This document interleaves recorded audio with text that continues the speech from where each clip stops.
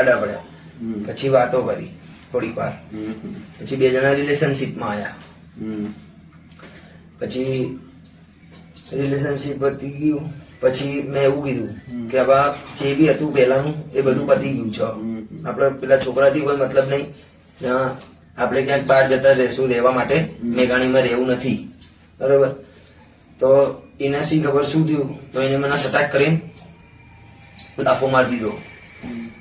લાફો માર્યો ને પછી મને એવું કીધું કે 2 દાડા પહેલા જ હજુ તને માર પડી છે તો ખબર નહીં પડતી, હું રહીશ તો મેઘાણીમાં જ રહીશ.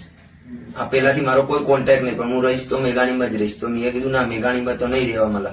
પછી એ જેમ તેમ બોલવા લાગી કે તારી બેનને આવું કીધું છે તો આમ કરીને જ બચાવશે ને આમ છે ને તેમ છે. મારા ફાધરને બધું ખબર છે કે મારા ફ્રેન્ડ આમ પછી મને જેમ તેમ બોલી, મારા બુનના બારામાં ખરાબ બોલી.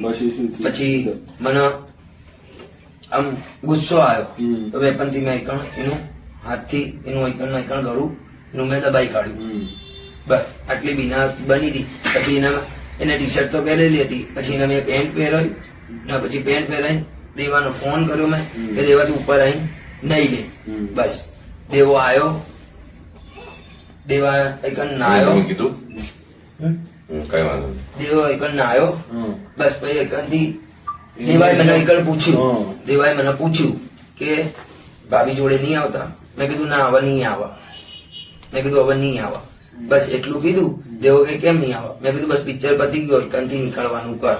બસ પછી અમે લોકો એકનથી નીકળી ગયા. આ આગળ નીકળ્યો, હું એના પછાડી આવ્યો ને હોટલ વાળા ભાઈને મેં એટલું કીધું કે હું હમણાં 12:30 આવીને ચેકઆઉટ કરી દઉં છું. બસ પછી અમે નીકળી ગયા, બીજું કશું નતું.